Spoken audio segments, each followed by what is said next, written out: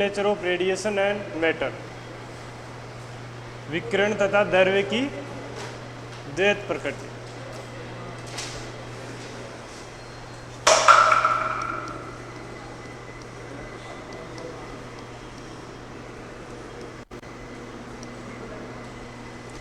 Dual nature of, कोई बात नहीं, रेडिएशन एंड मैटर। लिखो विकिरण और द्रव्य की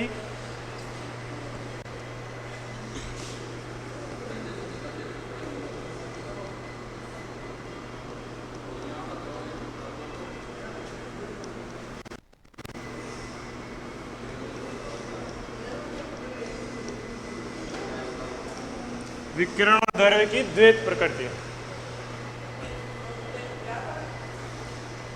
यूनिट का नाम है 11th यूनिट आपकी, उसका नाम लिखो। ऊपर ही ऊपर लिखो यूनिट का नाम विकिरण और द्रव्य की द्वैत प्रकृति। एक शब्द आ रहा है यहाँ पर द्रव्य, इसके बारे में कौन जानता है?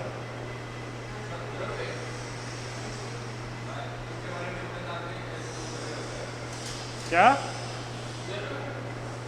जो यहाँ पे लिख रखा है ना द्रव्य,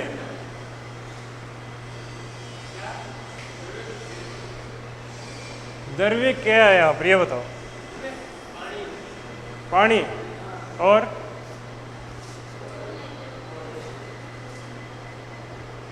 दो शब्द होते हैं हिंदी में, एक तो होता है ये द्रव्य और एक होता है द्रव्य।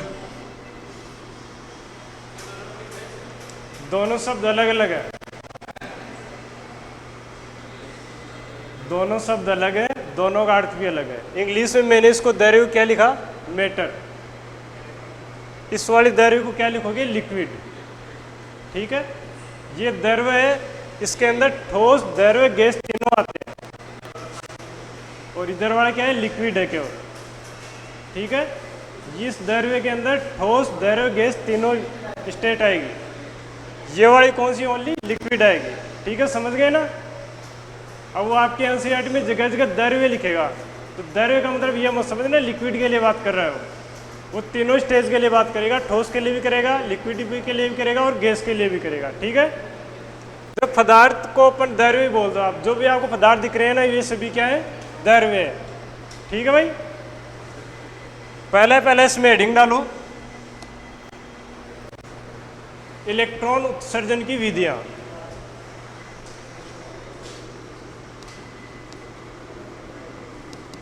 इलेक्ट्रॉन उत्सर्जन की विधियां।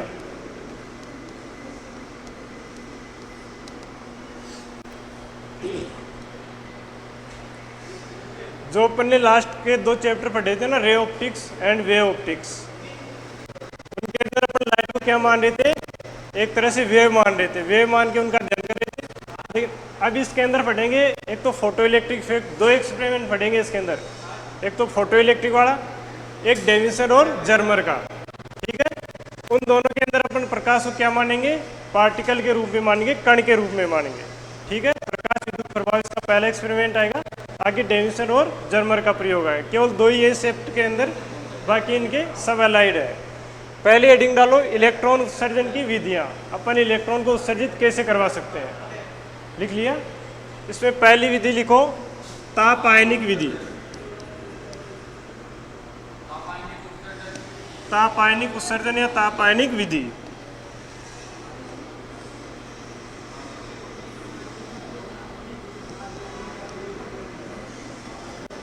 लिखो, तापायनिक उत्सर्जन में लिखो, वस्तु को गर्म करने पर, इस वाले के अंदर तापायनिक उत्सर्जन में लिखो, वस्तु को गर्म करने पर इलेक्ट्रॉनों का उत्सर्जन होना। वो इससे अगले वाले में करवा देंगे। इलेक्ट्रॉनों का उत्सर्जन होना तापायनिक उत्सर्जन कहलाता है। दूसरी लिखो इसके अंदर, वस्तुओं को गर्म करने पर क्षेत्रीय उत्सर्जन, फील्ड इमिशन, इसके अंदर लिखो क्षेत्रीय उत्सर्जन। लिखो वस्तु की सतह पर परबल विद्युत क्षेत्र लगाकर, सतह पर परबल विद्युत क्षेत्र लगाकर इलेक्ट्रॉनों का उत्सर्जन करना। सतह पर परबल विद्युत क्षेत्र लगाकर, तो इसके अंदर इलेक्ट्रॉन का उत्सर्जन किससे होगा? विद्युत क्षेत्र से। उसके अंदर किससे हो रहा था? ताप से। तीसरा लिखो सेकेंडरी मिशन, द्वितीयक उत्सर्जन।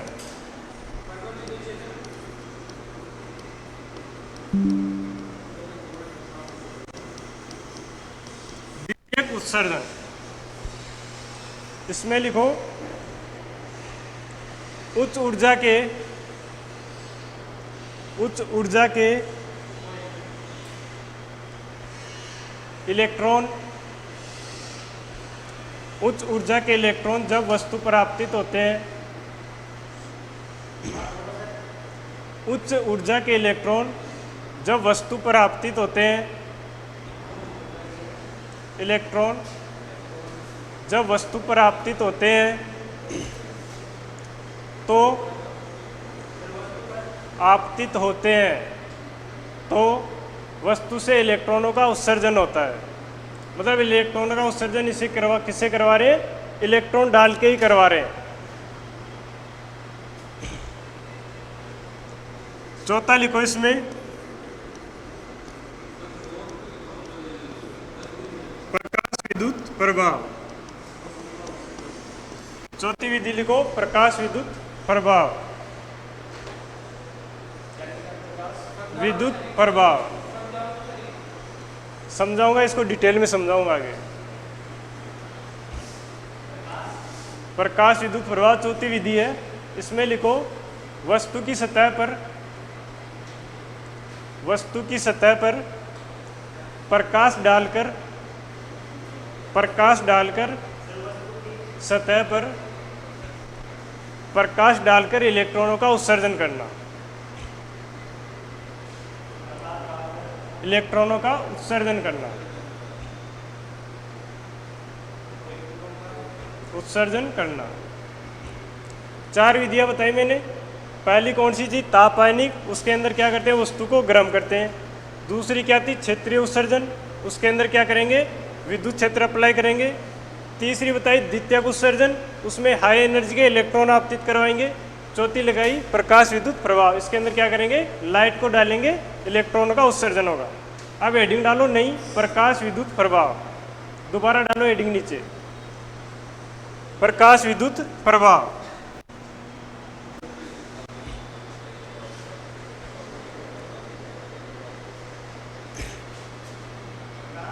विद्युत प्रभाव ये आपके दे रखा है, इसको डिटेल में पढ़ेंगे, ठीक है। लिखो जब किसी वस्तु की सतह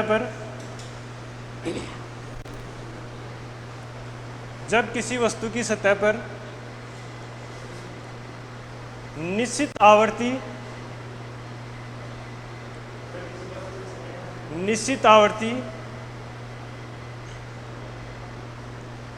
से अधिक आवृत्ति का प्रकाश डाला जाता है,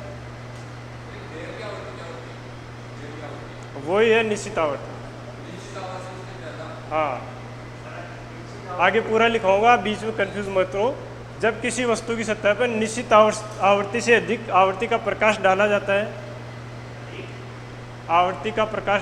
है, तो वस्तु की सतह से इलेक्ट्रॉनों का उत्सर्जन होता है।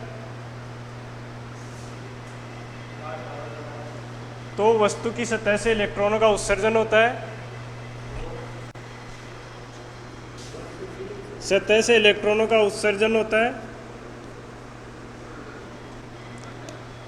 उत्सर्जित इलेक्ट्रॉन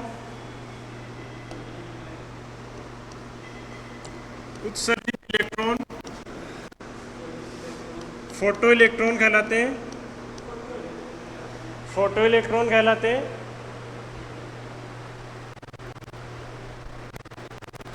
फोटो इलेक्ट्रॉन कहलाते हैं तथा इनके कारण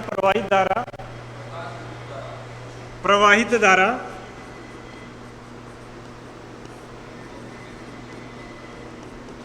प्रकाश विद्युत धारा कहलाती है।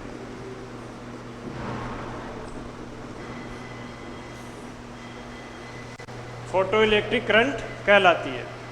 ठीक है,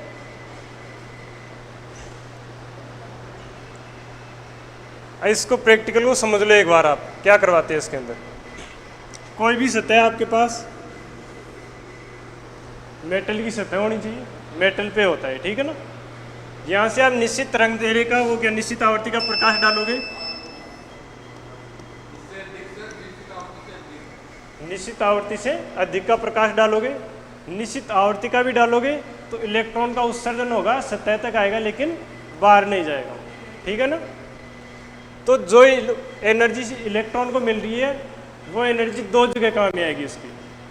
पहली तो क्या काम आएगी, यहाँ से इलेक्ट्रॉन को तोड़ेगा और इसकी सतह तक लेकर आएगा। यहाँ तक जो एनर्जी काम आ रही है उसको क्या बोलेंगे हम, कार्यफलन एनर्जी बोलते हैं, ठीक है। क्या बोलेंगे इसको, कार्यफलन ऊर्जा। इसको किससे दर्शाते हैं, या तो W0 से दर्शाएंगे या φ0 से दर्शाएंगे, या तो W0 से दर्शाएंगे या φ0 से दर्शाएंगे।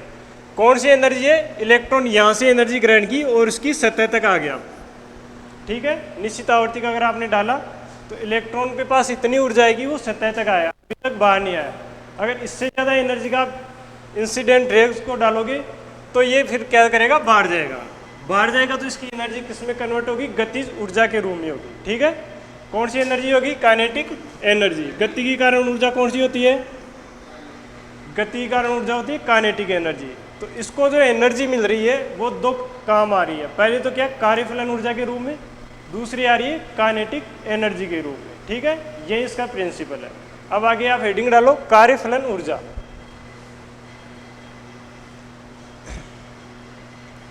कार्यफलन ऊर्जा W0 या φ0।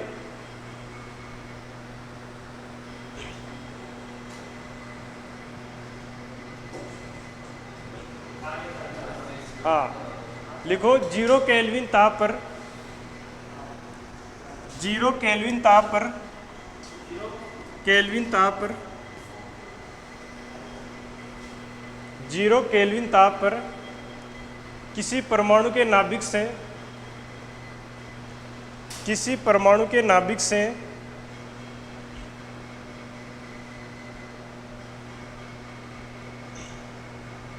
किसी परमाणु के नाभिक से इलेक्ट्रॉन को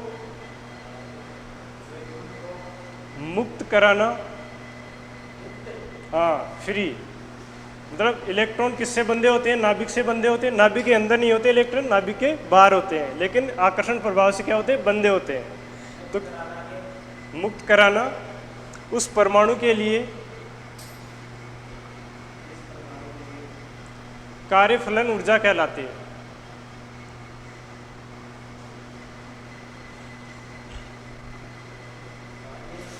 फलन ऊर्जा कहलाती है। इसका मान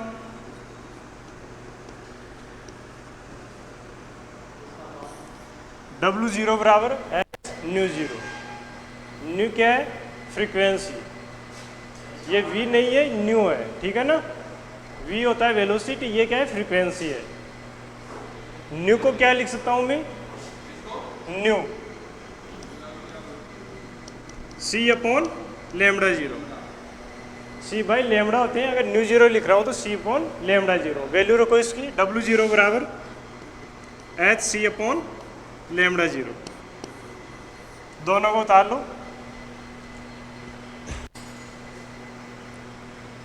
ν0 क्या है यहाँ पर, दैलीय आवृत्ति,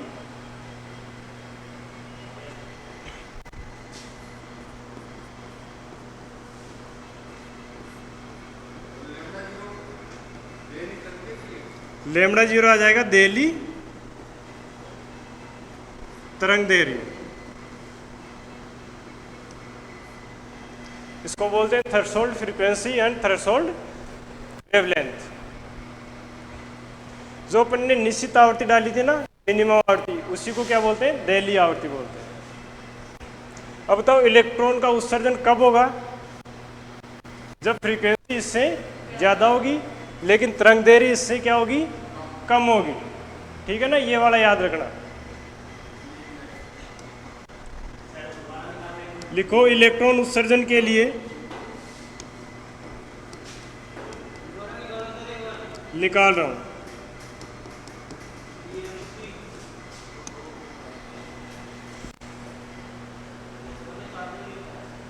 ठीक है भाई। इलेक्ट्रॉन उत्सर्जन के लिए क्या होता है? आवृत्ति का मान दहलीय आवृत्ति से क्या होना चाहिए? ज्यादा होना चाहिए। तरंग दैर्घ्य का मान दहलीय तरंग दैर्घ्य से कम होना चाहिए।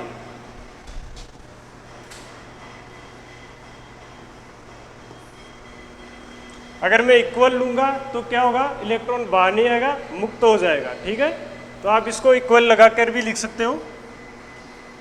इलेक्ट्रॉन बाहर नहीं आएगा, वहां से तो मुक्त हो जाएगा बंधन से तो, लेकिन सतह से बाहर नहीं आ पाएगा। ठीक है, उतार लो दोनों को।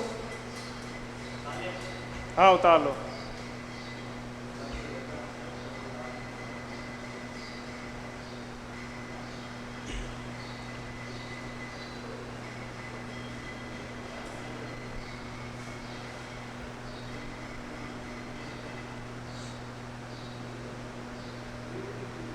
आगे हेडिंग डालो दहलीय आवृत्ति।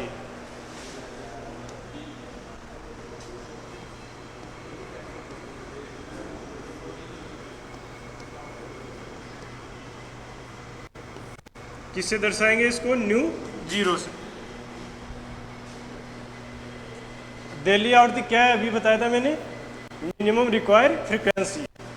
उससे नीचे की फ्रीक्वेंसी पर इलेक्ट्रॉन का उत्सर्जन नहीं होगा, या तो उसके इक्वल डालो या उससे अधिक डालो, तभी इलेक्ट्रॉन को क्या होगा?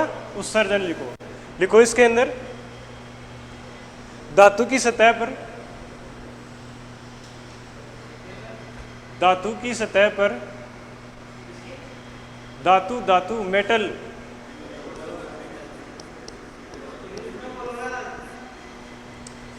धातु की सतह पर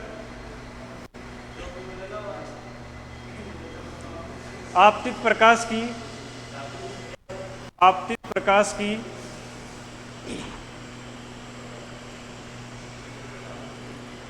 आपतित प्रकाश की आवृत्ति का वह न्यूनतम मान, आवृत्ति का वह न्यूनतम मान जिस पर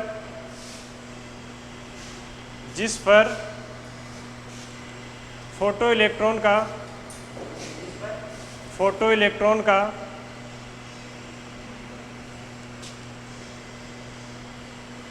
जिस पर फोटो इलेक्ट्रॉन का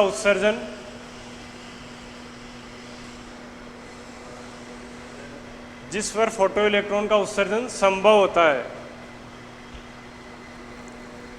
कौन सी आवृत्ति कहलाएगी? दहलीय आवृत्ति कहलाती है।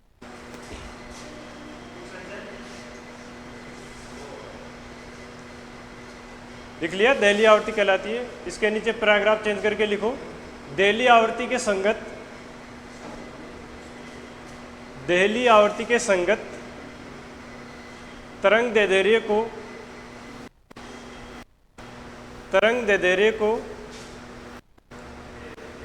आवृत्ति संगत तरंग दैर्ध्य को दहलीय तरंग दैर्ध्य कहते हैं। दहलीय आवृत्ति के संगत तरंग दैर्ध्य को दहलीय तरंग दैर्ध्य कहते हैं। अभी पहले लिखवा चुका ना, लैम्डा जीरो क्या थी? दहलीय तरंग दैर्ध्य। दोनों में रिलेशन क्या होगा? न्यू जीरो बराबर क्या होता है? सी अपॉन लैम्डा जीरो। उतारो इस रिलेशन को नीचे। जीरो क्या है? Frequency and threshold wavelength.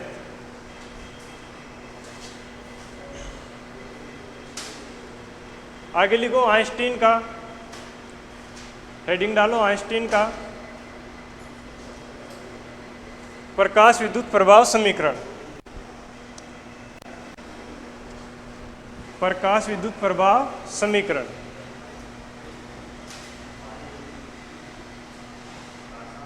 Einstein का प्रकाश विद्युत प्रभाव समीकरण लिखो। जब कोई प्रकाश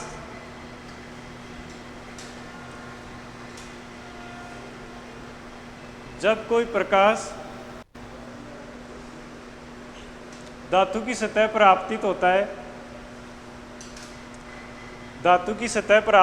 है, तो यह अपनी ऊर्जा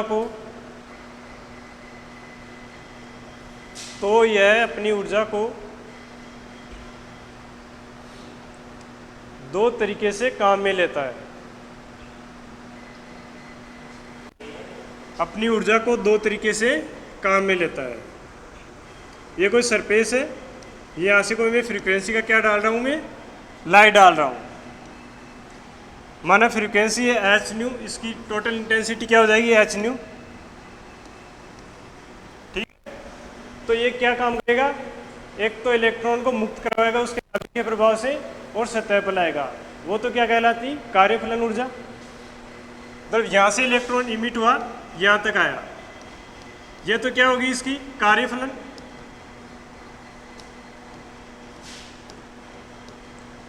शेष इसके पास जो एनर्जी बचेगी वो गतिज ऊर्जा के रूप में ये बाहर होगा। तो कौन कौन से काम हो रहे हैं इससे, काइनेटिक एनर्जी। एक तो काम आ रही है कार्यफलन ऊर्जा के रूप में, दूसरी क्या आ रही है, काइनेटिक ऊर्जा के रूप में। तो लिखो इसके अंदर पहली कार्यफलन के रूप में दो तरीके से काम में लेता है। पहली तो क्या होगी, कार्यफलन के रूप में। दूसरी होगी इलेक्ट्रॉन को गतिज ऊर्जा देने के रूप में। कार्यफलन के रूप में पहली, दूसरी हो रही है इलेक्ट्रॉन को गतिज ऊर्जा देने के रूप में। ठीक है, अब इसकी इक्वेशन क्या होगी, टोटल एनर्जी आई ई बराबर क्या हो गया, φ0 या W0 लिख रहे हैं अपन, तो W0 से दिखाओ आगे भी इसको। W0 प्लस काइनेटिक एनर्जी, जो भी एनर्जी आ रही है वो किस काम में आ रही है, तो W0 के रूप में, दूसरी आ रही है काइनेटिक एनर्जी के रूप में। ई का मान क्या है, एच न्यू।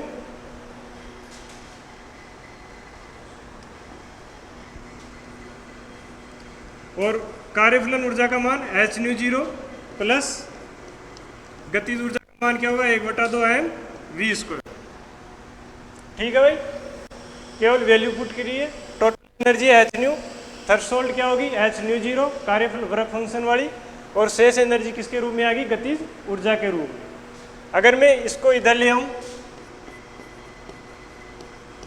तो यहां पर क्या बच जाएगा, न्यू माइनस न्यू 0। बच रहा है नहीं बच रहा, बताओ। इस वाले को मैं इधर लेके आ गया, H new minus H new 0, H common ले लिया तो न्यू माइनस न्यू 0। न्यू बराबर क्या था, c अपॉन लेमड़ा, और न्यू 0 की वैल्यू क्या थी, c अपॉन लेमड़ा 0। ये दोनों वैल्यू अगर मैं यहाँ पर पुट करता हूँ तो क्या मिलेगा मेरे को, देखना इधर, 1/2 mv स्क्वायर बराबर c कॉमन ले लिया मैंने, यहाँ से बच जाएगा लेमड़ा अपॉन लेमड़ा 0।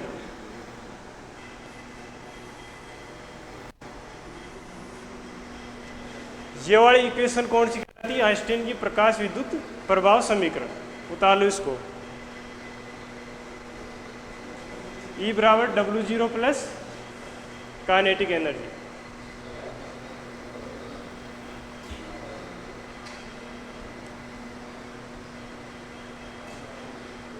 उतार लिया।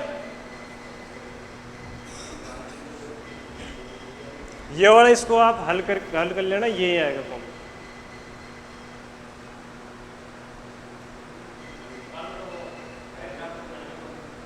डायग्राम पहले बनाया नहीं था क्या आपने?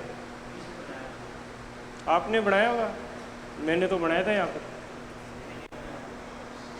कोई बात नहीं, एग्जाम में नहीं आएगा वो डायग्राम, मैं गारंटी ले रहा हूँ उसकी।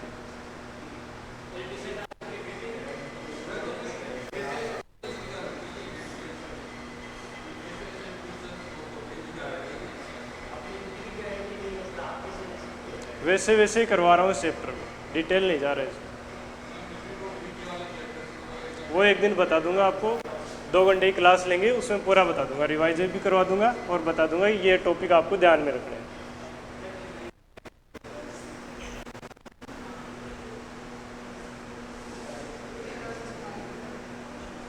बता लिया भाई?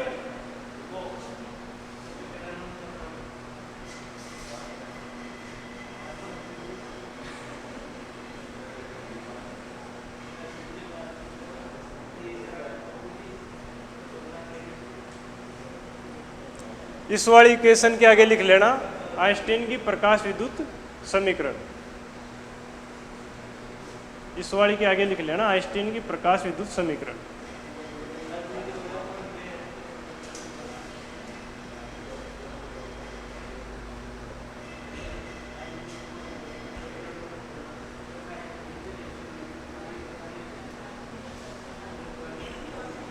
आगे हेडिंग डालो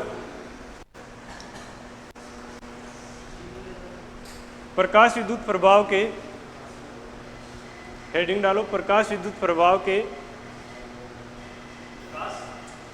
प्रभाव के प्रायोगिक परिणाम।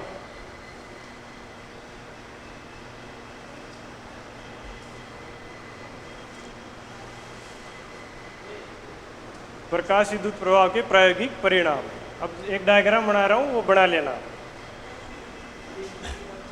हाथों हाथ बना लो इसको।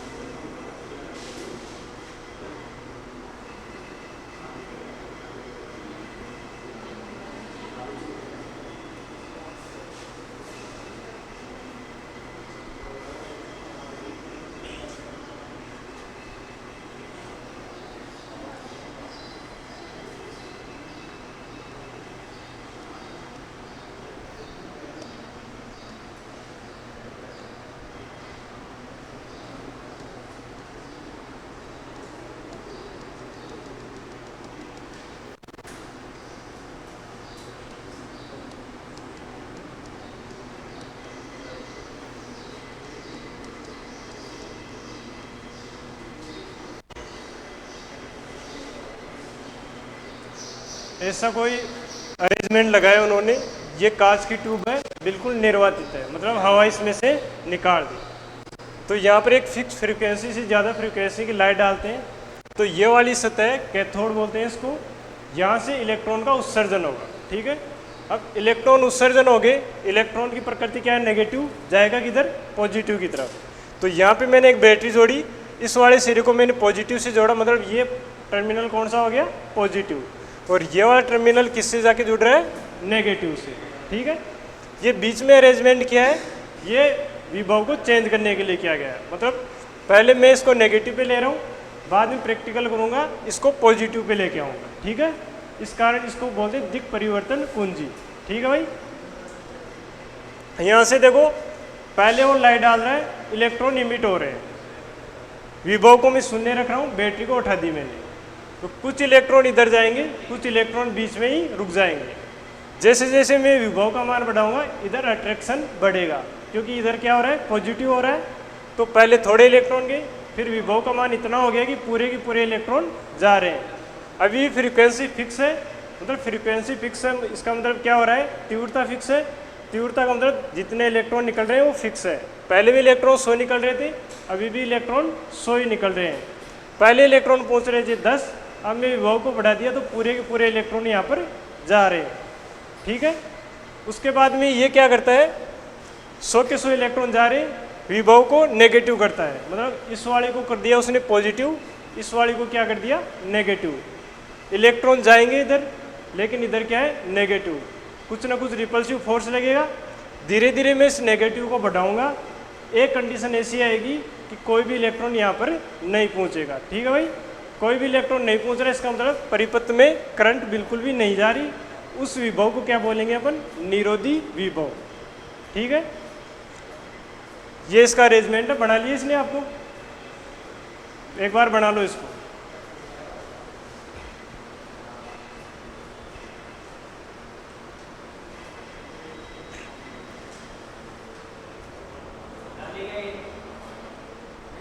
क्या स्पेशल इनविटेशन मिलेगा तेरे को?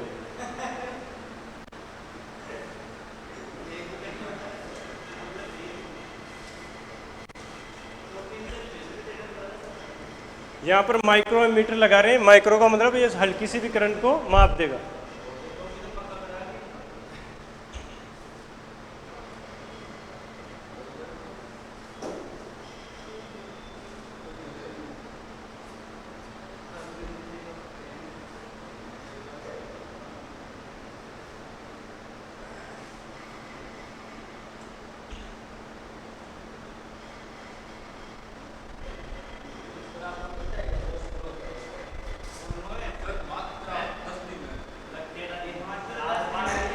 टेंशन मत लो, आप उतार लिएगा इसको।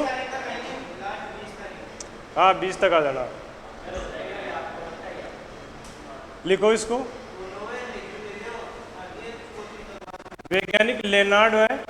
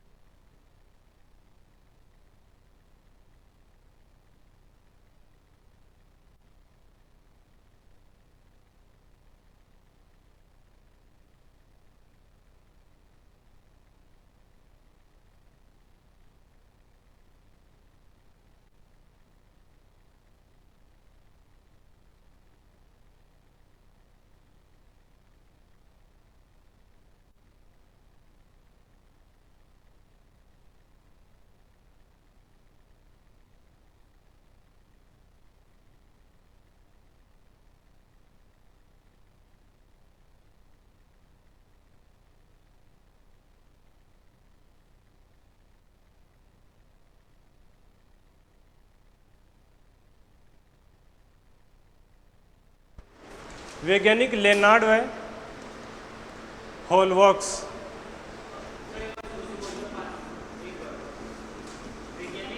लेनार्ड है, हॉलवॉक्स।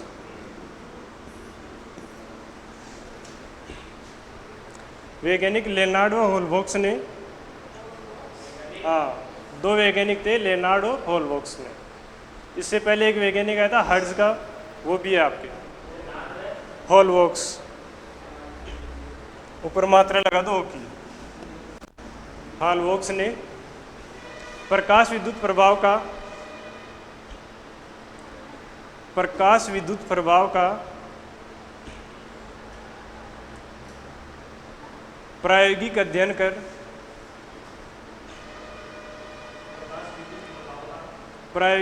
कर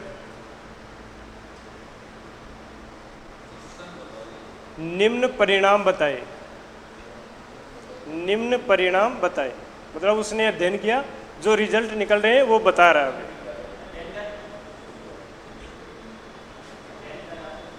निम्न परिणाम बताए।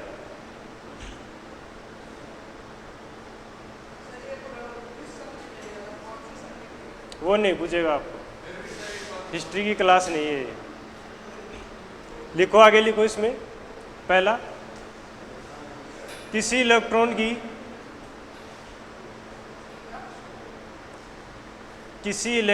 को, की मत लिखो, को, इलेक्ट्रॉन को निश्चित आवृत्ति से अधिक निश्चित आवृत्ति से अधिक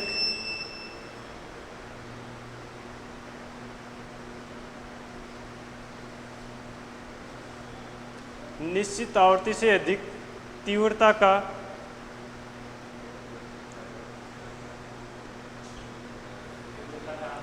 प्रकाश मिलता है,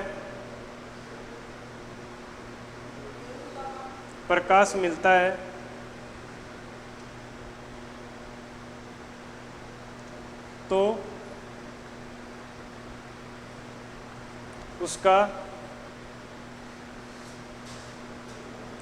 उत्सर्जन होता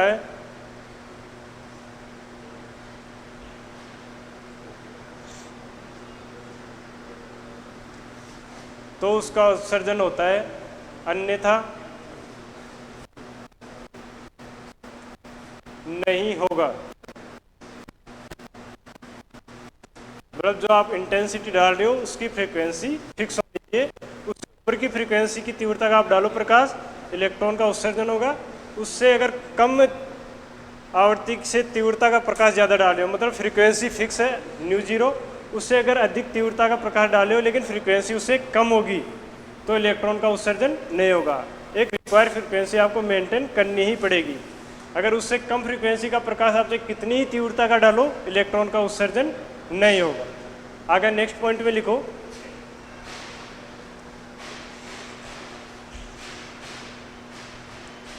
आपतित प्रकाश की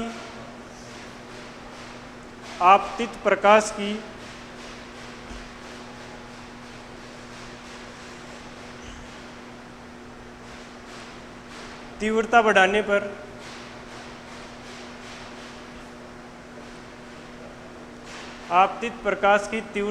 पर प्रकाश विद्युत धारा का मान बढ़ता है। हाँ, लेकिन निरोधी विभव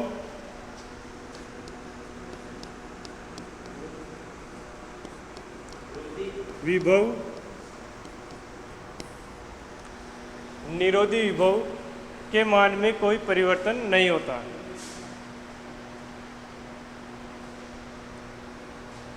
निरोधी विभव कौन सा था? जो अपन ने विभव को यहाँ पर नेगेटिव लेके इलेक्ट्रॉन्स को रोका था, ठीक है ना।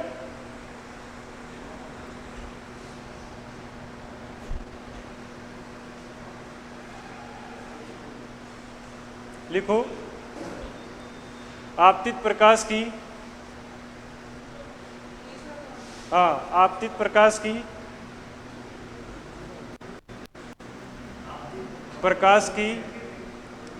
ऊर्जा बढ़ाने पर, आपतित प्रकाश की ऊर्जा बढ़ाने पर अर्थात आवृत्ति बढ़ाने पर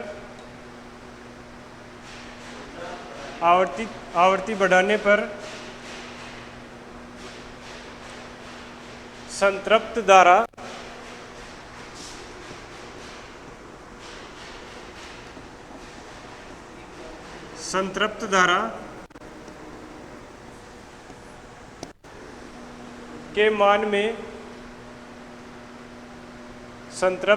के मान में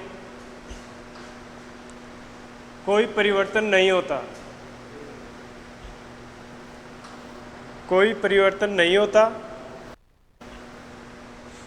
लेकिन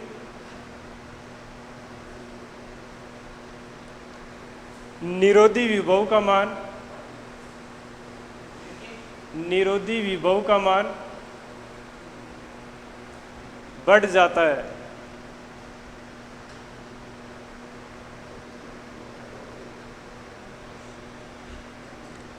नेक्स्ट पॉइंट लिखो, धातु की सतह पर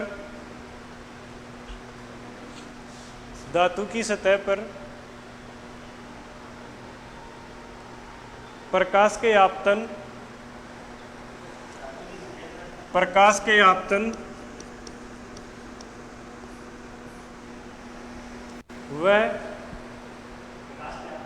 वह इलेक्ट्रॉन के उत्सर्जन में इलेक्ट्रॉन के उत्सर्जन में समय पश्चाता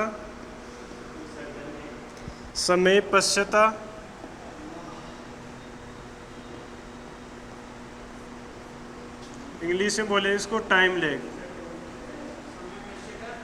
नहीं होती, पश्चाता नहीं होती, अर्थात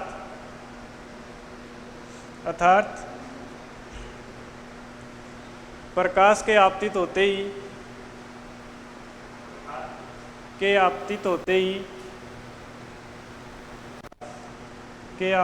ही इलेक्ट्रॉन का उत्सर्जन प्रारंभ हो जाता है। इलेक्ट्रॉनों का उत्सर्जन प्रारंभ हो जाता है।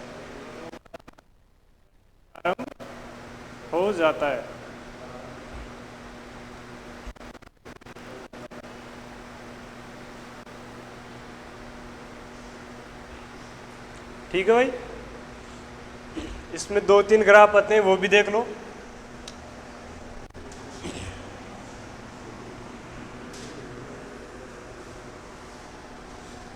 पहला ग्राफ तो क्या आएगा,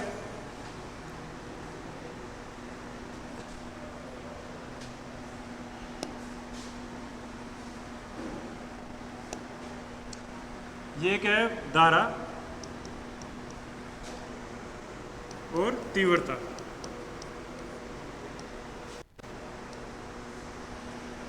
अब जैसे जैसे इंटेंसिटी का मान बढ़ाओगे आप, धारा का मान बढ़ता जाएगा। पहला तो ग्राफ ये बना लो, और तीव्रता।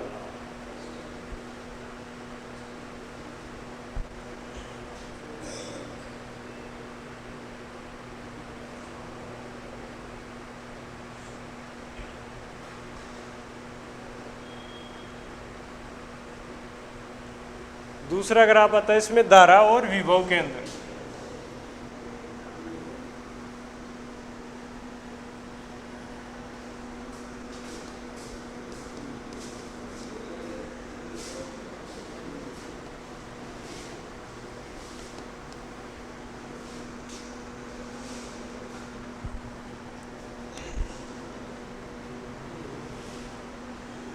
धारा और विभव के अंदर। अब जैसे जैसे विभव का मान बढ़ा है, धारा का मान बढ़ा, लेकिन एक सिचुएशन ऐसी आ गई, धारा का मान संतृप्त हो गया, उससे ऊपर नहीं बढ़ रहा। फिर अगर मैं विभव को नेगेटिव लेके जाता हूँ, एक कंडीशन ऐसी आएगी, धारा बिल्कुल जीरो हो जाएगी। इस वाले को क्या बोलेंगे, निरोधी विभव। V0 क्या है यहाँ पर, निरोधी विभव।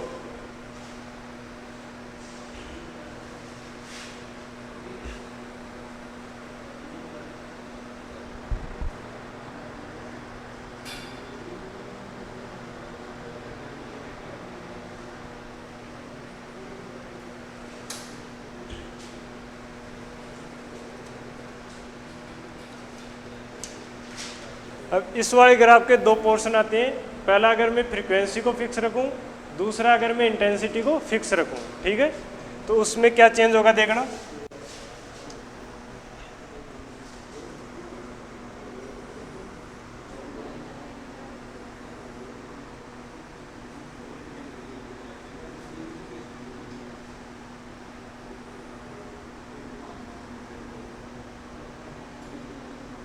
इधर है धारा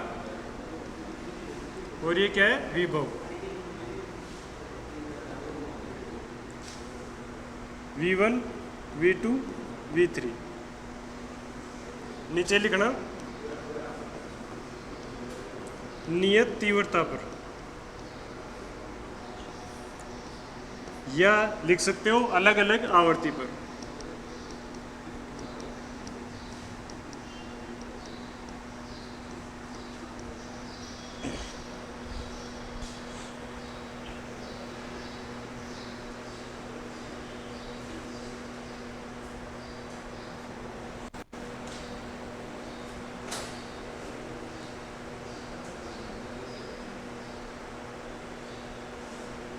एक ही बात है, या तो अलग अलग आवर्ती पर या तीव्रता नियत। इसका दूसरा पोर्शन क्या आएगा, इसी का सेम उल्टा हो जाएगा।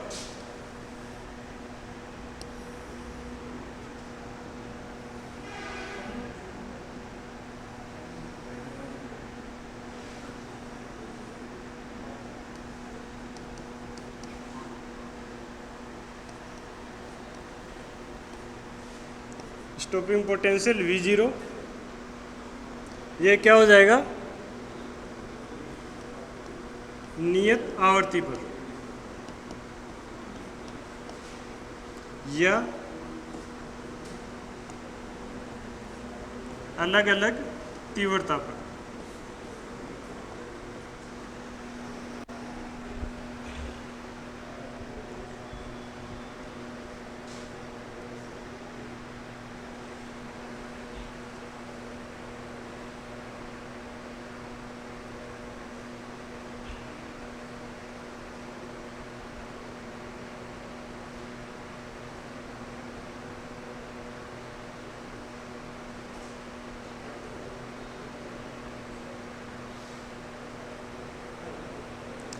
पहला ग्राफ बोल रहा है नियत तीव्रता पर आपने फ्रीक्वेंसी क्या कर दी, या नियत तीव्रता मतलब इंटेंसिटी आपने फिक्स कर दी, फ्रीक्वेंसी को अलग अलग कर रहे हो, तो इसमें विभव का मान, निरोधी विभव का मान क्या है, बढ़ के आएगा। अगर आप फ्रीक्वेंसी को बढ़ाओगे तो विभव का मान भी बढ़ेगा। फ्रीक्वेंसी को बढ़ाने का मतलब क्या है, इलेक्ट्रॉन की ऊर्जा बढ़ रही है, ठीक है ना। अब उसको रोकने के लिए ज़्यादा विभव का मान जरूरत है। दूसरी कंडीशन क्या है, नियत आवर्ती पर या अलग अलग तीव्रता पर। फ्रीक्वेंसी आपने फिक्स कर दी, यानी इलेक्ट्रॉन की ऊर्जा तो फिक्स है, लेकिन आप तीव्रता बढ़ा रहे हो। तीव्रता बढ़ाने का मतलब नंबर ऑफ इलेक्ट्रॉन उससे ज़्यादा निकलेंगे। अगर नंबर ऑफ इलेक्ट्रॉन ज़्यादा निकल रहे हैं तो धारा का मान भी क्या होगा, ज़्यादा प्राप्त होगा। यहाँ पर धारा का मान फिक्स आ रहा है क्योंकि इलेक्ट्रॉन्स तो वही निकल रहे हैं, लेकिन जो इलेक्ट्रॉन्स निकल रहे हैं उनकी एनर्जी का मान ज़्यादा आ रहा है, तो उनको रोकने के लिए विभव अपन को नेगेटिव में क्या करना पड़ेगा, ज़्यादा करना पड़ेगा, ठीक है भाई। अपन ने ये एक्सपेरिमेंट किया था, यहाँ पर मैंने फिक्स पहले तो डाला, फिक्स फ्रीक्वेंसी पर तीव्रता बढ़ाई। तीव्रता बढ़ाने का मतलब यहाँ से इलेक्ट्रॉन ज़्यादा निकलेंगे। ज़्यादा इलेक्ट्रॉन निकलने का मतलब क्या है, परिपथ में इलेक्ट्रॉन ज़्यादा प्रभावित होंगे, अर्थात धारा ज़्यादा बहेगी। तो अगर मैं ये वाला ग्राफ है, इसके लिए तीव्रता को बढ़ा रहा हूँ तो धारा का मान बढ़ के आ रहा है। पहले तीव्रता कम थी, कम आई, दूसरी बार तीव्रता बढ़ी, धारा बढ़ के आई, फिर मैंने तीव्रता को बढ़ाई, धारा फिर बढ़ के आई। नेक्स्ट वाली कंडीशन में क्या कर रहा हूँ, मैं तीव्रता को मैंने फिक्स कर दिया, लेकिन इसकी आवर्ती का मान मैं चेंज कर रहा हूँ, फ्रीक्वेंसी का मान चेंज कर रहा हूँ। अगर फ्रीक्वेंसी का मान चेंज कर रहा हूँ तो जो इलेक्ट्रॉन निकल रहा है ना, उसके पास गतिज ऊर्जा ज़्यादा होगी। कार्यफलन ऊर्जा तो धातु के लिए फिक्स है, जो भी आप मेटल ले लो, कॉपर का ले लो या एल्यूमिनियम कुछ भी ले लो, उसके लिए कार्यफलन ऊर्जा का मान तो फिक्स होगा। जो भी एक्स्ट्रा उसको एनर्जी मिलेगी वो गतिज ऊर्जा के रूप में जाएगी। अगर एनर्जी ज़्यादा है तो ज़्यादा गतिज ऊर्जा से जाएगा, मतलब तेज भाग के आएगा वो, तो उसको रोकने के लिए यहाँ पर विभव का मान ज़्यादा करना पड़ेगा मेरे को, नेगेटिव वाले का, तभी जाके रुकेगा ना वो। तो इस वाली कंडीशन में ग्राफ कौन सा आएगा, ये वाला आएगा।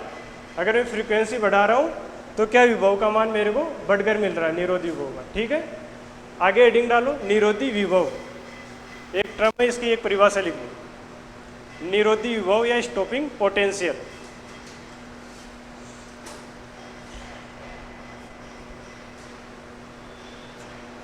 लिखो, कैथोड के सापेक्ष, कैथोड के सापेक्ष एनोड के, एनोड के विभव का वह ऋणात्मक मान, विभव का वह ऋणात्मक मान जिस पर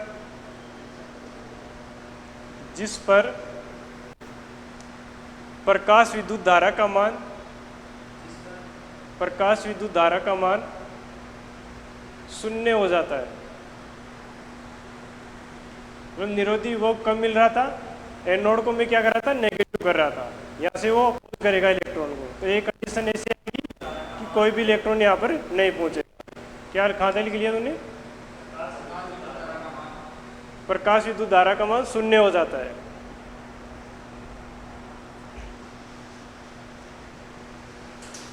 देखो, विभव के इस ऋणात्मक मान को, विभव के इस ऋणात्मक मान को, इस ऋणात्मक मान को निरोधी विभव कहते हैं।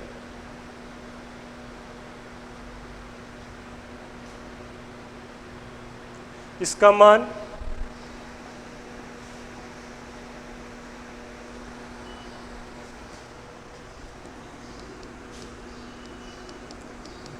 ई मैक्सिमम बराबर ई वी जीरो होता है।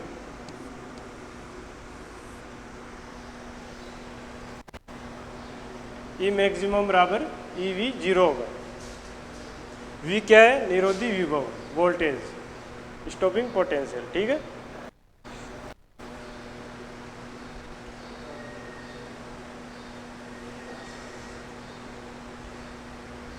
अब लिखो प्रकाश विद्युत प्रभाव। हेडिंग डालनी है प्रकाश विद्युत प्रभाव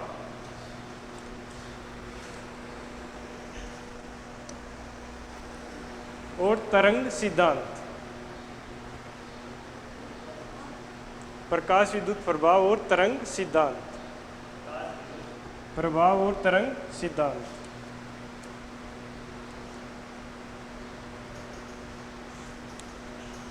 लिखो प्रकाश विद्युत प्रभाव की व्याख्या। प्रकाश विद्युत प्रभाव की व्याख्या तरंग सिद्धांत से नहीं होती। प्रकाश विद्युत प्रभाव की व्याख्या तरंग सिद्धांत से नहीं होती, क्योंकि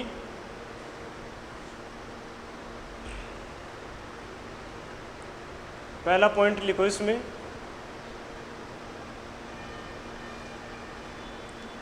तरंग की ऊर्जा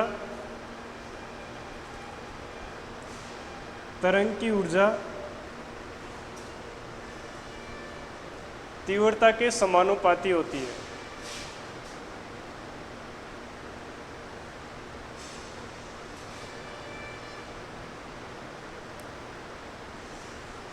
तो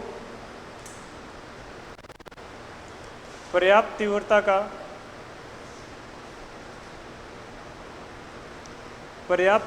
का प्रकाश डालने पर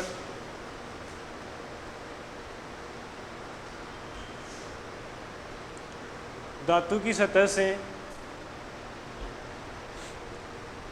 सतह से इलेक्ट्रॉन्स का उत्सर्जन होना चाहिए।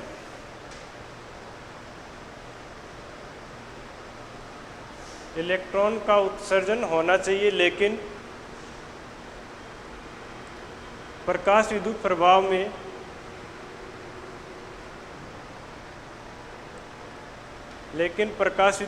में निश्चित आवृत्ति से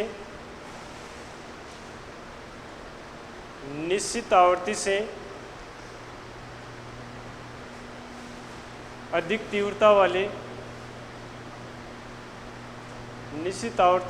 तीव्रता वाले प्रकाश से ही इलेक्ट्रॉन का उत्सर्जन होता है। प्रकाश से ही इलेक्ट्रॉन का उत्सर्जन होता है।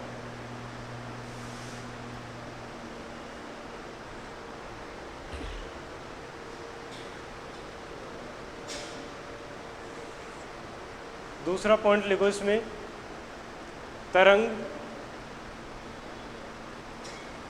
तरंगाग्र के रूप में बढ़ती है।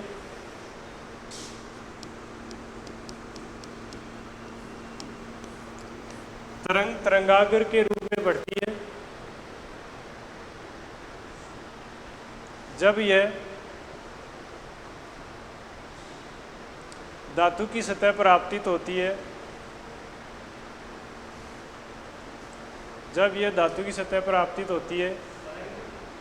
तरंगाग्र के रूप में आगे बढ़ती है। जब यह धातु की सतह पर आपतित होती है तो ऊर्जा स्थानांतरण में समय लगना चाहिए। ऊर्जा स्थानांतरण में समय लगना चाहिए, लेकिन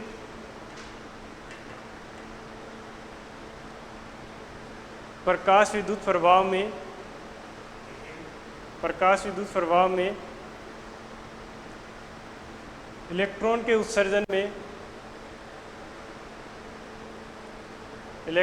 उत्सर्जन में समय पश्यता नहीं होती। समय पश्यता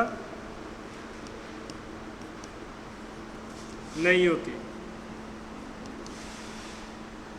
मतलब जैसे आपने लाइट डाली तुरंत इलेक्ट्रॉन का इमिशन होगा। कंडीशन क्या है, रिक्वायर्ड फ्रीक्वेंसी से ज़्यादा फ्रीक्वेंसी का प्रकाश होना चाहिए।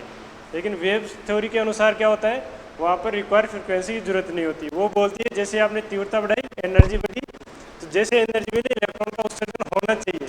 लेकिन यहाँ पर क्या है, रिक्वायर्ड फ्रीक्वेंसी से अगर नीचे की आप तीव्रता का कितना भी प्रकाश डालो इलेक्ट्रॉन का उत्सर्जन नहीं होगा। पहली कंडीशन तो ये थी। दूसरी ये बोली तरंग क्या है, वेव फ्रंट के रूप में जाती है, तो जैसे वो सरफेस पर इंसिडेंट होगी क्या होगा, टाइम लगना चाहिए, एनर्जी ट्रांसफर में टाइम लगना चाहिए, मतलब इलेक्ट्रॉन उत्सर्जन में टाइम लगना चाहिए। लेकिन देखा ये गया है कि जैसे आप रिक्वायर्ड फ्रिक्वेंसी से ऊपर का प्रकाश डालते हो तुरंत इलेक्ट्रॉन बाहर आते हैं, टाइम नहीं लगता। तो दो कंडीशन क्या करती है, इसको खारिज करती है कि प्रकाश तरंग प्रकृति का नहीं होता, कणीय प्रकृति का होता है। ठीक है, लास्ट में डे ब्रोगली बोल देता है कि कण भी होता है और तरंग भी होता है, आप अपने अनुसार यूज कर लो इसको। लिखो आगे, हेडिंग डालो, द्रव्य तरंग। द्रव्य मत लिखना भाई, द्रव्य लिखना।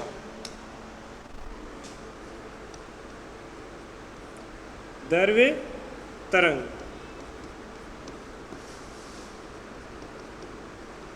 Matter waves.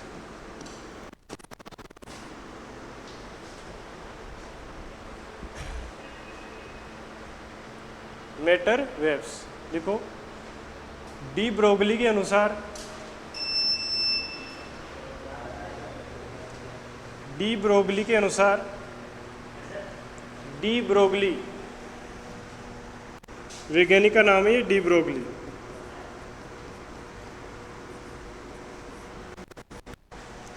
डी ब्रोगली के अनुसार प्रत्येक गतिशील कण के साथ, प्रत्येक गतिशील कण के साथ, गतिशील कण के साथ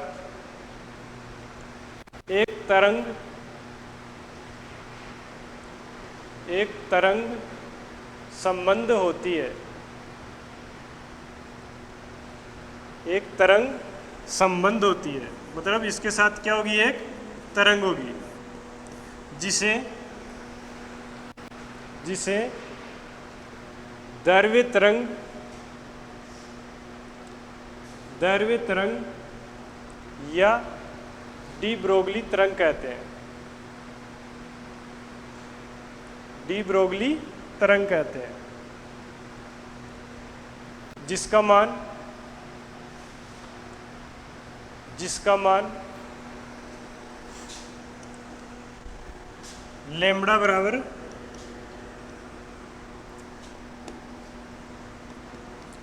h/p होगा।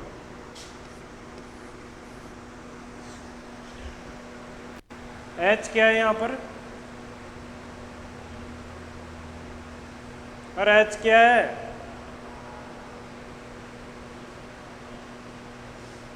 प्लांक नियतांक, और p क्या है, संवेग। तो संवेग क्या होता है, लैम्ब्डा बराबर h/p, h/p बराबर क्या होता है, mv। अब इसको मैं ऊर्जा के रूप में लिखूंगा तो क्या होगा, h/√2mE। E क्या है यहाँ पर, गतिज ऊर्जा। अगर इसको मैं आगे में ट्रांसफर करता हूँ तो क्या होगा, h/2mQV। ठीक है, इलेक्ट्रॉन के लिखूंगा तो Q बराबर क्या हो जाएगा, E। ये कैसे है पता है क्या, पहले भी निकाल के बताया था एक बार आप। गतिज ऊर्जा क्या होती है, E बराबर 1/2 mv²। यही होता है ना।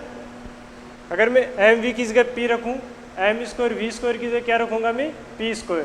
इसको m से ऊपर गुणा कर दूं मैं तो क्या आ जाएगा यहाँ पर, 1/2 m² v²/m। ठीक है, इसको रखता हूँ मैं p, तो E बराबर क्या आ जाएगा, 1/2 p²/m। ये है ना भाई, यहाँ से P की वैल्यू निकालूंगा तो क्या आ जाएगा, 2mE।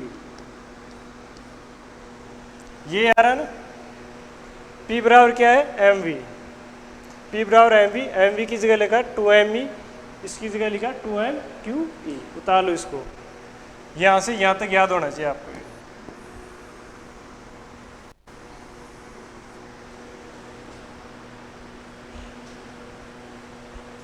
लेमड़ा बराबर एच अपॉन पी है, एच प्लांक नियतांक है, पी संवेग है, पी बराबर होता है एम वी, एम वी को लिख रहा हूँ 2m ई बराबर क्या होता है क्यू वी, वी वहाँ पर विभवांतर है, वेलोसिटी नहीं है, लास्ट वाले वी आ रहा है ना वो वोल्टेज है, और जो यहाँ पर वी आ रहा है ना ये वेलोसिटी है।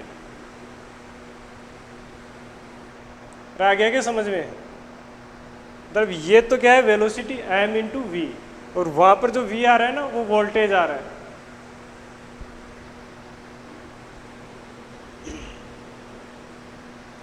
बता लिया। आगे लिखो इलेक्ट्रॉन के लिए, इलेक्ट्रॉन के लिए डी ब्रोगली तरंग, डी ब्रोगली तरंग दैर्ध्य का मान,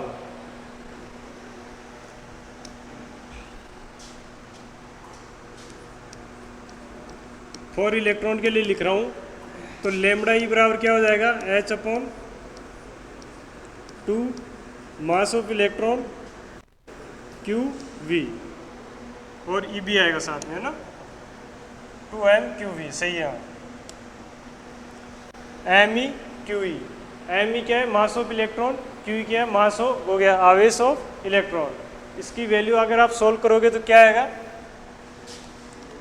12.27 upon root V electron volt.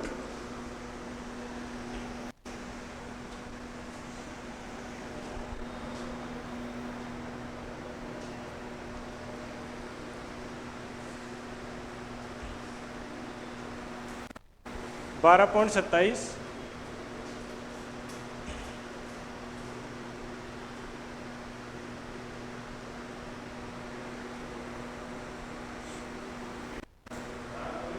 27। अगर मैं इसे प्रोटॉन के लिए निकालूं तो लेमड़ा पी बराबर क्या हो जाएगा H upon 2m p Q P V. इसकी वैल्यू क्या आएगी 0.286 अपॉन वी। ये यहाँ पर इलेक्ट्रॉन वोल्ट नहीं आएगा, यहाँ पर आएगा एमस्ट्रॉन्ग।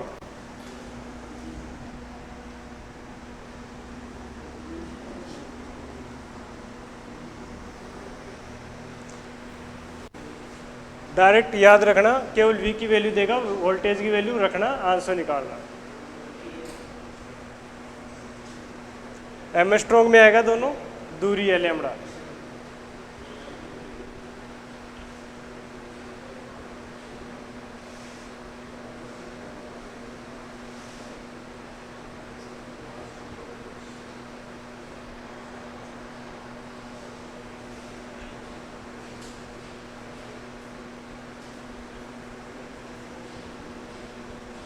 ये लिखना प्रोटॉन के लिए।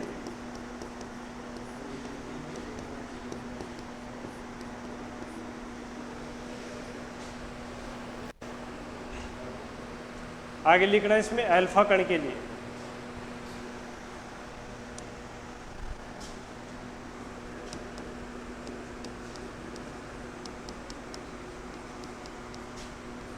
लैम्बडा अल्फा की वैल्यू क्या आ जाएगी H upon 2m alpha Q alpha V. तो इसकी वैल्यू आ जाएगी 0.101 अपॉन रूट वी एमस्ट्रॉन्ग। ये एमस्ट्रॉन्ग लिख रहा हूँ, इसकी वैल्यू कितनी है 10⁻⁻10 मीटर होता है।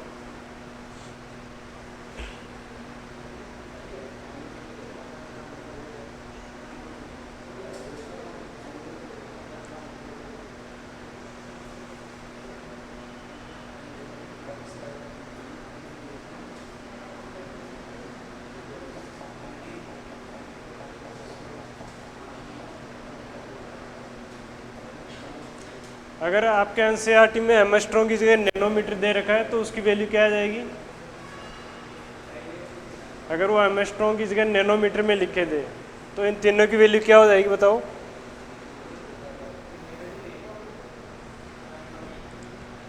ये वाला पॉइंट एक इधर की सक जाएगा, मतलब इसकी वैल्यू तो क्या है 10⁻⁻10 है।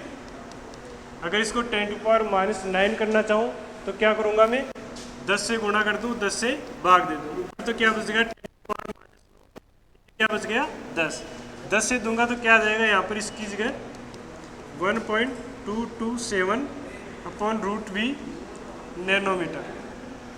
ठीक है, कंफ्यूज मत होना इसमें, अगर वो नैनोमीटर में दे तो एक पॉइंट आगे लगा देना, 1.227 अपॉन रूट वी नैनोमीटर। इसकी जगह क्या आ जाएगा, 0.026286 upon root V nanometre. Value same रहेगी, केवल एक पॉइंट आगे कुदा देना। ठीक है, कंफ्यूज मत होना इसमें। उतारे हो क्या इसको, वैसे कोई जरूरत नहीं है, वो लिख लिया ना आपने, एम स्ट्रॉन्ग वाली वैल्यू आएगी। अगर नैनोमीटर में पूछे तो एक पॉइंट आगे लगा देना।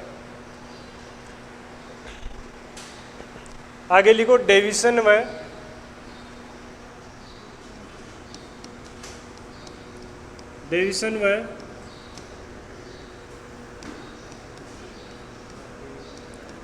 जर्मर का प्रयोग।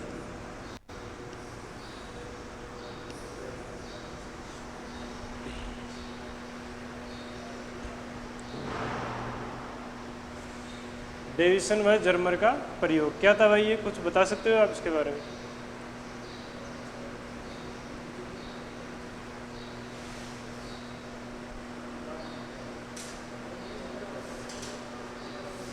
लिखो, इसमें लिखो, हो गए अब, हाँ वो वाला है, इलेक्ट्रॉन गन वाला है। लिखो इसमें, यह प्रयोग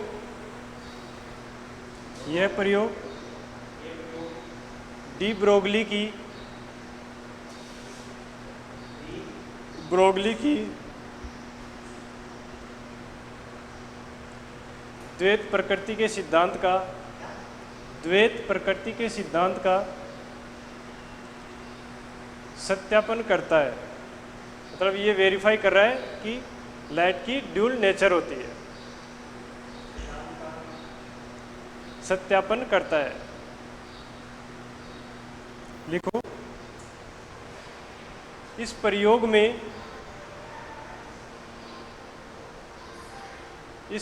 में सिद्ध किया जाता है कि प्रत्येक गतिशील इलेक्ट्रॉन के साथ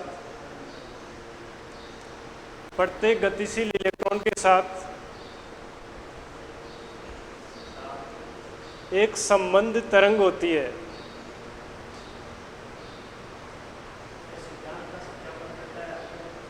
कि प्रत्येक गतिशील इलेक्ट्रॉन के साथ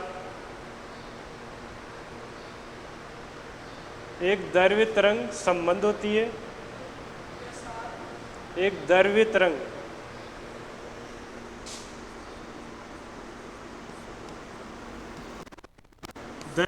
संबंध होती है, अर्थात इलेक्ट्रॉन्स का विवर्तन होता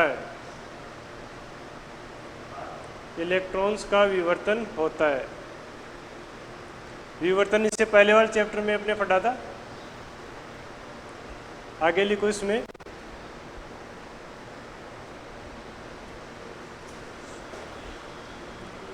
इलेक्ट्रॉन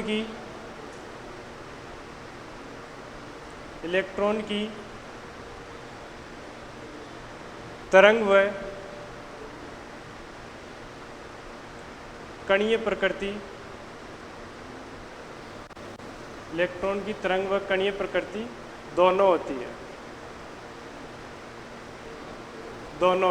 तभी तो हो गया ना ड्यूल नेचर। डायग्राम देखो इसका,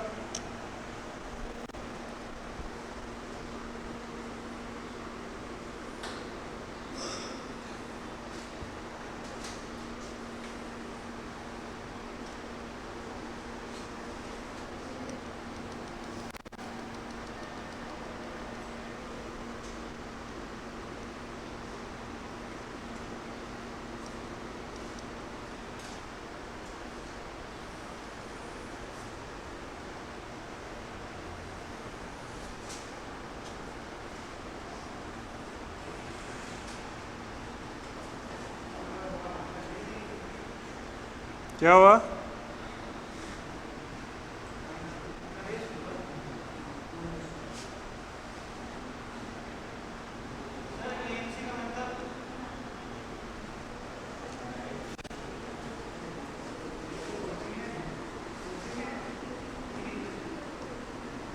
डायग्राम बना लो या तो।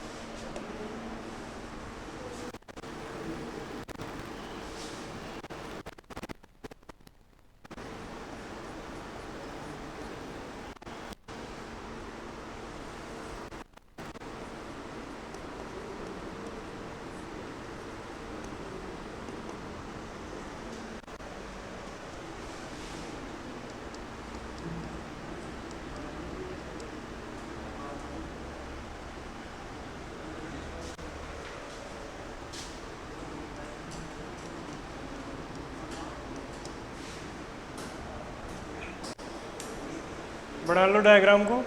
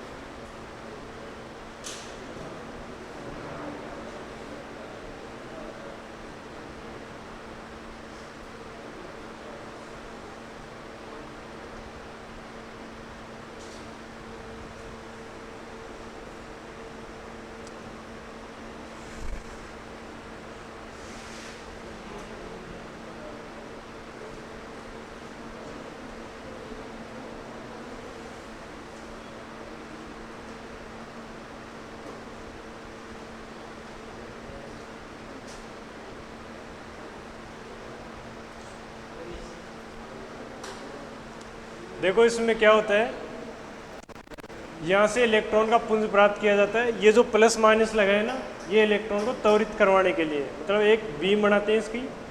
ये बीम क्या होती है, निकल के क्रिस्टल के ऊपर आपतित होती है। वहाँ से इसको आपतिन के बाद एक आयनाइजेशन चैम्बर में भेजा जाता है, जहाँ पर गैस होती है जो इलेक्ट्रॉन से टकराने का गैसों के अणुओं का क्या होता है, आयनाइजेशन होता है। आयनाइजेशन होने के कारण गैल्वेनोमीटर में धारा प्रवाहित होगी, धारा का मान अपन ज्ञात कर लेंगे। अब ये देखना चाह रहा है कि यहाँ से जो आपतित किरण हो रही है ना, वह उसमें धारा का अधिकतम मान कब प्राप्त हो रहा है। ठीक है, ये इस स्केल को आगे पीछे इसलिए करता है, ये थीटा का मान ज्ञात करने के लिए। अब अपन ने विवर्तन में क्या पढ़ा था, एक तो मैक्सिमा मिलता है, एक मिलता है मिनिमा। मैक्सिमा का मतलब अधिकतम तीव्रता, अधिकतम तीव्रता का मतलब इलेक्ट्रॉन ज़्यादा आएंगे यहाँ से, गैस का आयनन ज़्यादा होगा, धारा का मान ज़्यादा प्राप्त होगा। अगर किसी एंगल पर मैक्सिमम मिल रहा है, इसका मतलब क्या हो रहा है, इलेक्ट्रॉन का विवर्तन भी हो रहा है। ठीक है ना, ये इसकी थ्योरी है टोटल। अब इसके अंदर लिखो आप थीटा कोण, लिखो आपतन कोण या प्रकीर्णन कोण।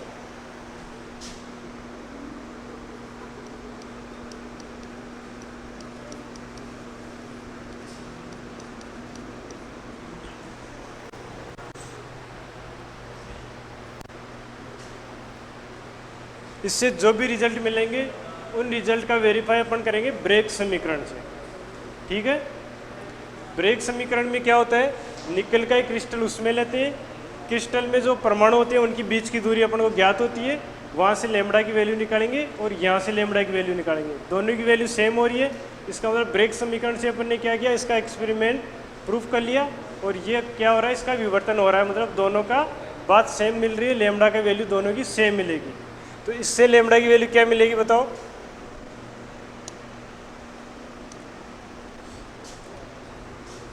आगे लिखो ब्रेग समीकरण। ब्रेग समीकरण में क्या लेते हैं? निकल का एक क्रिस्टल लेंगे हम,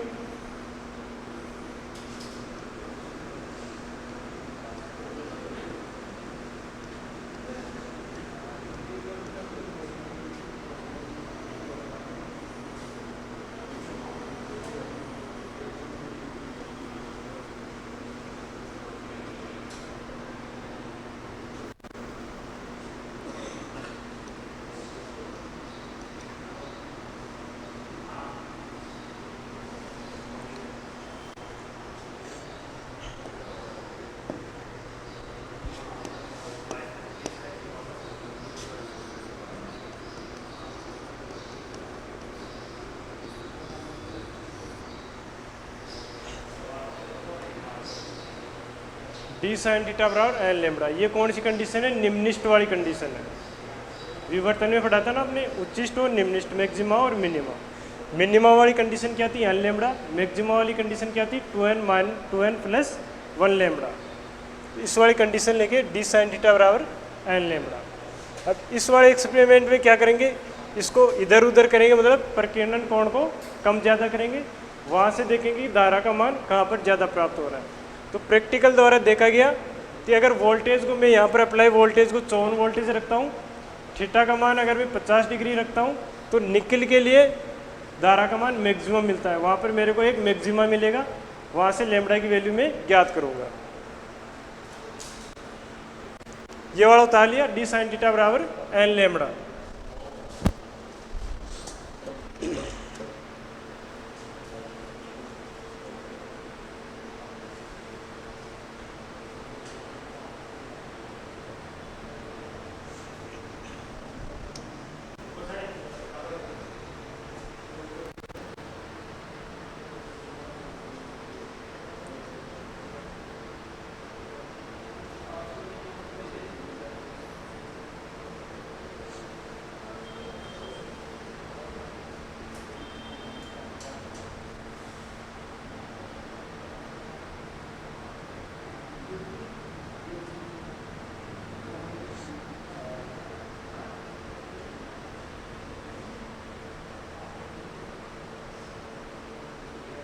उतारो भाई, जल्दी उतारो।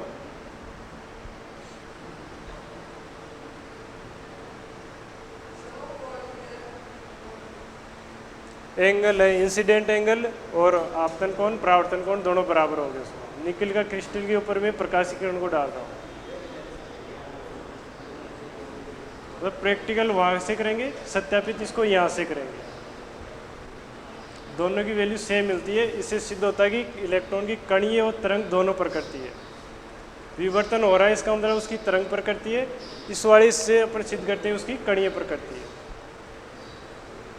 उतार लिया। अब इसमें ग्राफ आते हैं, वो ग्राफ देखो।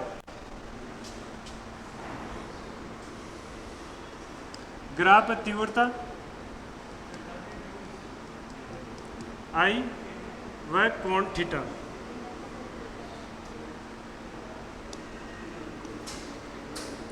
पहला ग्राफ 44 वोल्टेज के ऊपर ग्राफ मिलेगा कुछ ऐसा। दूसरा ग्राफ खींच रहा हूँ 54 वोल्टेज पर, थीटा और आई के अंदर, इंटेंसिटी के अंदर। यहाँ पर मेरे को एक उच्चिष्ट मिलेगा, थीटा बराबर 50 डिग्री।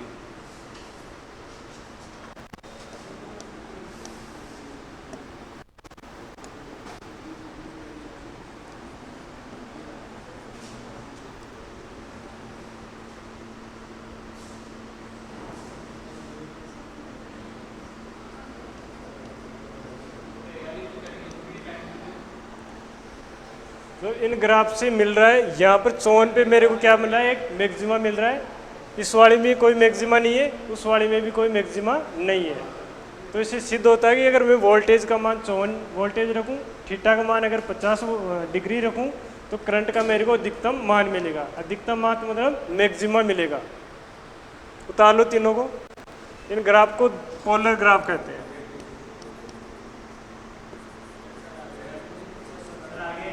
कोई बात नहीं, सिर आगे तो आप लिख लो एक बार।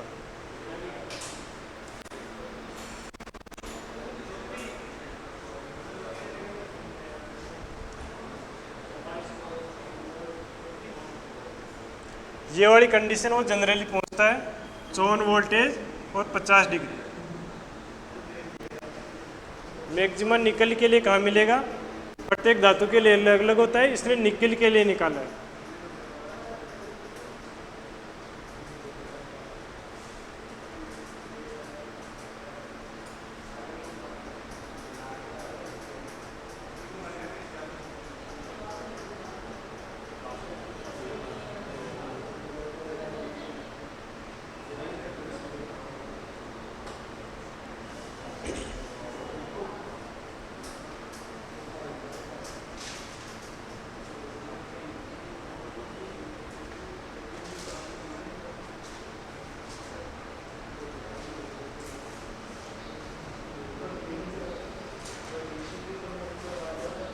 इसमें आगे लिखो प्रायोगिक मान क्या आएगा इसका?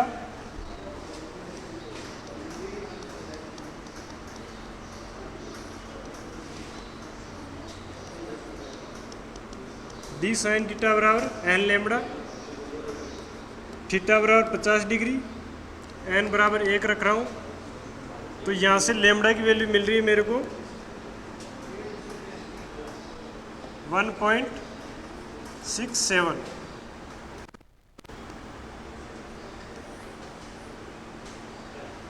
ये आ रही है, दूसरी आ रही है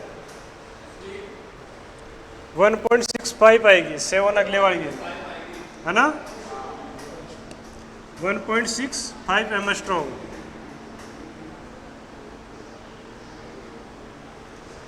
अगर थीटा बराबर 50, एन बराबर 1 रखा फर्स्ट मैक्सिमा के लिए, तो क्या होगा? लैम्डा ई बराबर 1.65 एमस्ट्रॉन्ग।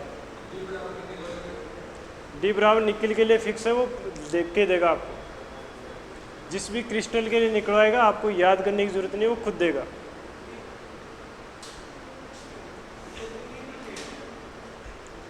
अगला इसका थ्योरेटिकल वैल्यू यानी सैद्धांतिक मान, देख लेना किताब में। बुक्स में आपके दे रखा है 12 पॉइंट समथिंग दे रखा है कुछ। सैद्धांतिक मान क्या है? लैम्डा ई बराबर क्या था? H/2 MEQEV। वो देख लेना जो भी दे रखा है, बुक्स में दे रखा है, याद करने की जरूरत भी नहीं है आपको। याद केवल ये दोनों वैल्यू करनी है, लास्ट वाली। अगर इसके अंदर मास ऑफ इलेक्ट्रॉन रखूं, चार्ज ऑफ इलेक्ट्रॉन रखूं, वोल्टेज रखूं मैं 54 वोल्टेज, तो क्या आएगा? यहाँ से लैम्डा ई की वैल्यू क्या आएगी? 1.67 एमस्ट्रॉन्ग। मतलब दोनों वैल्यू लगभग क्या आ रही है? सेम आ रही है। थोड़ा बहुत फर्क आ रहा है और वैल्यू सेम आ रही है। उतार लो दोनों को।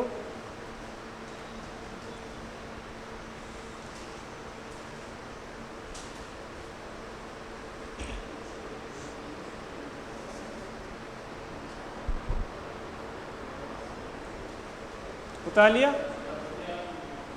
इसमें पहला पॉइंट लिखो, जो समझाया ना वही लिखवा रहा हूँ, अलग से नहीं लिखवा रहा।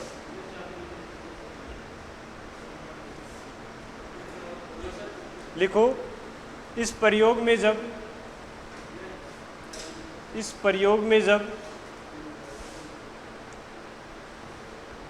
थीटा बराबर 50 डिग्री, थीटा बराबर 50 डिग्री, वह वोल्टेज का मान 54 वोल्ट हो,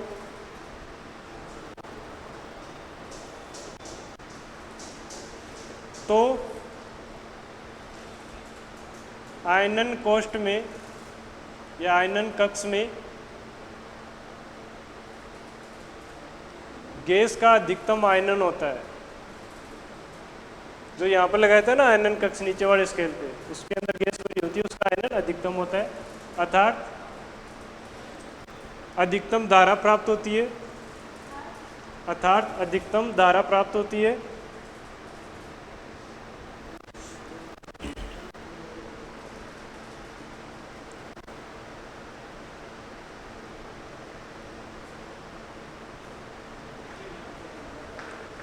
आगे लिखो, इस प्रयोग में इलेक्ट्रॉन का उत्सर्जन, इस प्रयोग में इलेक्ट्रॉन का उत्सर्जन तापायनिक विधि द्वारा किया जाता है।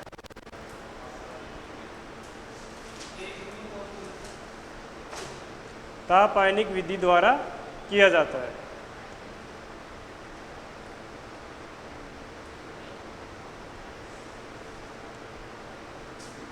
ठीक है, बाकी का कल देखेंगे, 2 टॉपिक बच रहे हैं इसमें।